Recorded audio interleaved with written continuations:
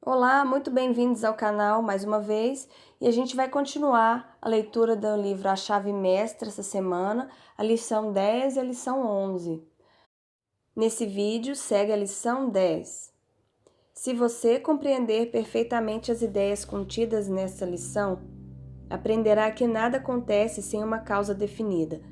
Você será capaz de formular seus planos de acordo com conhecimentos preciosos. Saberá como controlar qualquer situação utilizando as causas adequadas. Quando vencer e você vencerá, saberá exatamente por que venceu.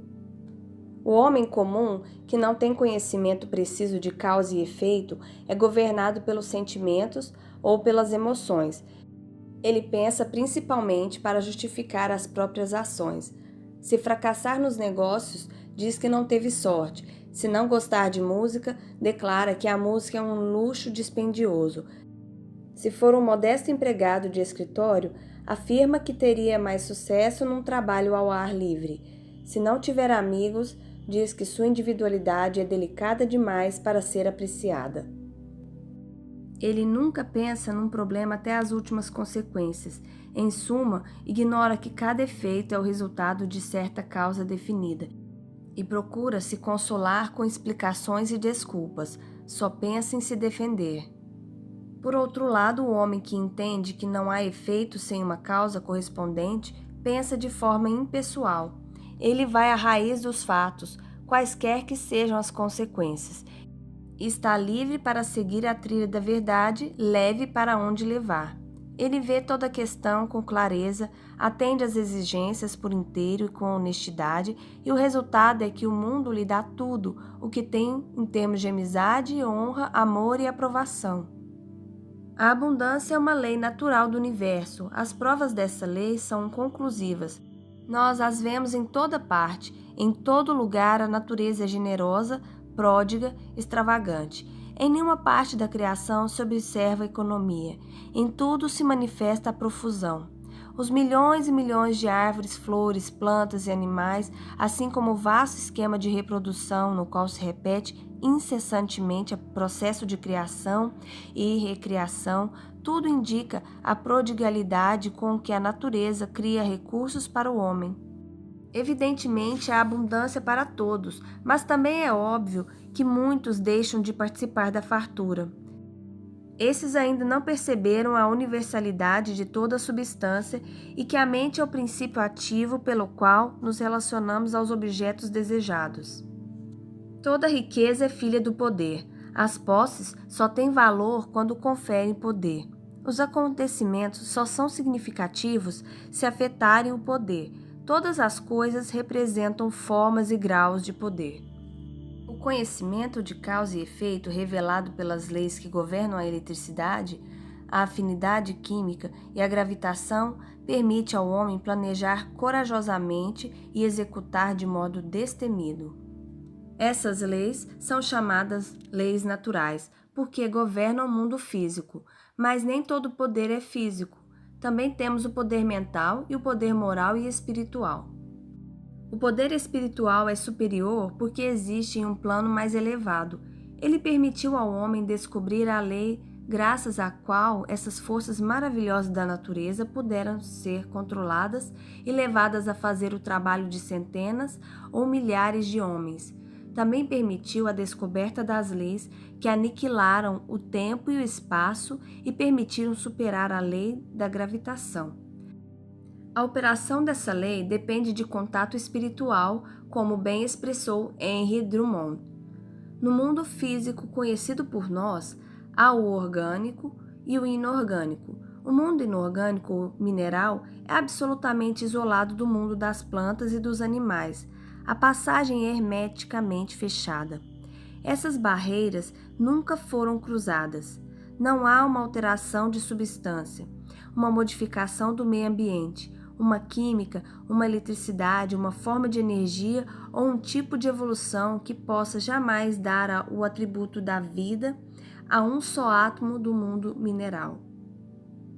Somente quando se introduz nesse mundo morto alguma forma de vida, esses átomos inertes podem ser dotados das propriedades da vitalidade. Sem esse contato com a vida, Eles permanecem para sempre fixados na esfera inorgânica.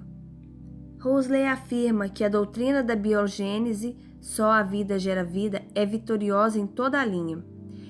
E Tyndall foi constrangido a dizer: declaro não haver nenhuma evidência confiável capaz de provar que a vida em nossos dias surgiu independentemente de uma vida anterior.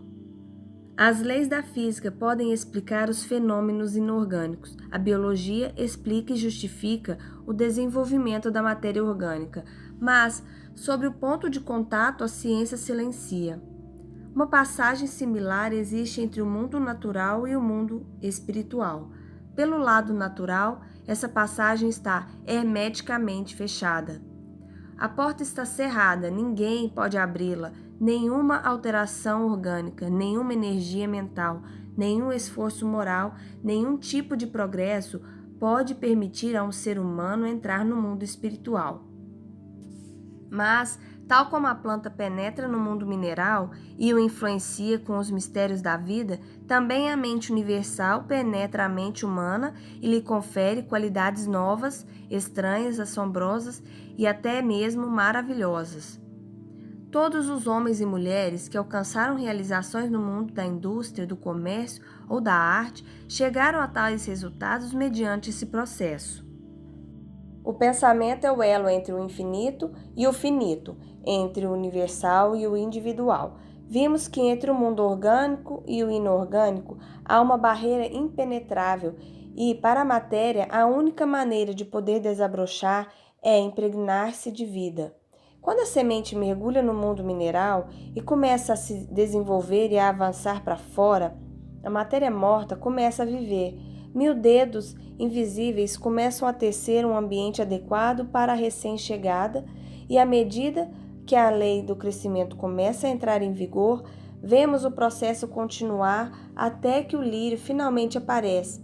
E nem Salomão, em toda a sua glória, se vestiu como qualquer um deles. Mesmo assim, se deixarmos um pensamento cair na substância invisível da mente universal, a substância de que são criadas todas as coisas, então, quando o pensamento deitar raízes, a lei do crescimento entrará em vigor e veremos que as condições e o ambiente são apenas as formas objetivas de nosso pensamento. Segundo a lei, o pensamento é uma forma vital e ativa de energia dinâmica que tem o poder de se correlacionar com o seu objeto e fazer com que a matéria invisível de que são criadas todas as coisas venha a brotar para o mundo visível objetivo. Essa é a lei segundo a qual tudo se manifesta. É a chave mestra que nos autoriza a entrar no esconderijo do Altíssimo e nos dá o domínio sobre todas as coisas. Com uma compreensão dessa lei, você poderá determinar algum negócio e ele se manterá firme. Não poderia ser de outra forma. Se a alma do universo que conhecemos é o Espírito Universal, então o universo é simplesmente a condição que o Espírito Universal criou para si. Nós somos apenas o espírito individualizado e estamos criando as condições para o nosso crescimento exatamente da mesma maneira. Esse poder criativo depende de reconhecermos o poder potencial do espírito ou da mente e não deve ser confundido com a evolução. A criação é o ato de trazer à existência o que não existe no mundo objetivo. A evolução é simplesmente o desdobramento das potencialidades das coisas que já existem. Ao nos aproveitarmos das possibilidades maravilhosas que nos são facultadas pelo funcionamento desta lei, devemos lembrar que não damos a menor contribuição à sua eficácia. Como disse o grande mestre, não sou eu quem faz as obras, mas o Pai, que permanece em mim, é quem faz as suas obras. Então devemos assumir exatamente a mesma posição. Não podemos fazer nada para ajudar a manifestação, simplesmente aceitamos a lei e a mente que tudo cria trará o resultado. O grande erro de nossos dias é a ideia de que o homem precisa dar origem à inteligência por meio da qual o infinito pode agir para concretizar um objetivo ou resultado específico. Nada disso é necessário. Podemos confiar que a mente universal encontrará os meios de realizar a manifestação necessária. Entretanto, precisamos criar o ideal, e esse ideal deve ser perfeito. Como sabemos, as leis que governam a eletricidade foram formuladas de tal forma que, para o nosso benefício e conforto, esse poder invisível é controlado e utilizado de milhares de modos. Sabemos que mensagens são transmitidas em todo o mundo, que máquinas gigantescas cumprem sua tarefa, que agora praticamente todo mundo é iluminado, mas também sabemos que se conscientemente ou por ignorância violarmos essa lei tocando num fio desencapado ou desprotegido, o resultado será desagradável e possivelmente desastroso. A falta de compreensão das leis que governam o mundo invisível tem o mesmo resultado e muitos sofrem as consequências o tempo todo. Conforme já foi explicado, a lei da causalidade depende da existência da polaridade e que um circuito precisa ser formado. Isso não pode ocorrer se não operarmos em harmonia com a lei. Como poderemos fazê-lo se não soubermos como é a lei? Como poderemos conhecê-la? Pelo estudo e pela observação. Em toda parte vemos a lei em funcionamento. A natureza inteira dá testemunho da operação da lei ao se expressar constantemente e silenciosamente de acordo com a lei do crescimento. Onde há crescimento, deve haver vida. Onde há vida, deve haver harmonia, de modo que tudo que tem vida está constantemente atraindo para si as condições e os suprimentos necessários à sua mais completa expressão. Se seu pensamento estiver em harmonia com o princípio criativo da natureza, ele estará sintonizado com a mente infinita e formará um circuito, não devolverá você ao vazio. Mas se seus pensamentos não estiverem em sintonia com o infinito e se não houver polaridade, nenhum circuito se forma. Nesse caso, qual será o resultado? Quando um dínamo está gerando eletricidade e o circuito é interrompido, não havendo saída de corrente, qual é o resultado? O dínamo para. Exatamente o mesmo acontecerá a você. Caso se ocupe de pensamentos que não estejam de acordo com o infinito e, consequentemente, não possam ser polarizados, não há circuito.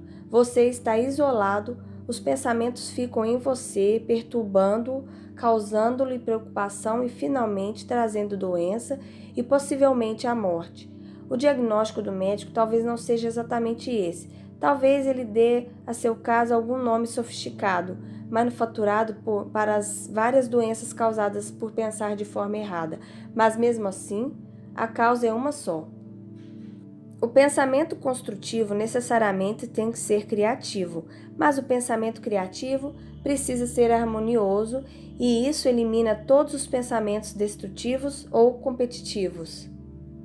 Sabedoria, força, coragem, todas as condições harmoniosas são resultantes do poder. E vimos que todo poder vem de dentro. Da mesma forma, toda falta, limitação ou circunstância adversa resulta da fraqueza, que é apenas a ausência de poder. Ela vem de parte alguma, ela não é nada. A solução consiste então em adquirir poder, o que se faz da mesma forma como todo poder é adquirido, por meio de exercício. Exercício que consiste na aplicação de seu conhecimento. O conhecimento não se põe em prática por conta própria, você precisa aplicá-lo. A abundância não cairá do céu sobre você, não cairá em seu colo. No entanto, uma compreensão consciente da lei da atração e a intenção de fazê-la funcionar para um objetivo determinado, precioso, especial, somada à vontade de realizar o objetivo, trarão a materialização de seu desejo, graças à lei natural de transferência. Se você está no setor de negócios, essa lei irá ampliar e desenvolver os canais regulares e talvez sejam abertos canais de distribuição novos e insólitos. E quando a lei entrar em plena operação, você verá que aquilo que estava procurando virá atrás de você. Esta semana, escolha um espaço vazio na parede ou qualquer outro espaço conveniente e de onde normalmente se senta. Trace mentalmente uma linha preta horizontal de aproximadamente 15 centímetros. Procure ver a linha tão claramente como se ela estivesse pintada na parede. Agora desenhe mentalmente duas linhas verticais conectadas aos extremos da linha horizontal. Então, trace uma linha horizontal ligando as duas linhas verticais. Você tem um quadrado. Tente ver o quadrado perfeitamente. Quando for capaz de fazê-lo, desenhe um círculo dentro do quadrado. Agora coloque um ponto no centro do círculo. Puxe o ponto mais ou menos 25 centímetros em sua direção. Você terá um cone sobre uma base quadrada. Como você se lembra, todo o seu desenho foi feito em preto. Mude-o para branco, vermelho e amarelo. Se for capaz de fazer isso, você terá obtido um expressivo progresso e logo estará capacitado a se concentrar em qualquer problema que tenha em mente. Então, ele finaliza essa lição com esse pensamento: quando qualquer objeto ou objetivo for mantido claramente no pensamento, sua precipitação numa forma tangível e visível é apenas uma questão de tempo. A visão sempre precede e determina por si mesma a realização. Lilian Whiting. Essa foi a leitura, então, da lição 10. Eu espero que tenham gostado e pratiquem os exercícios. Muito obrigada e até a próxima!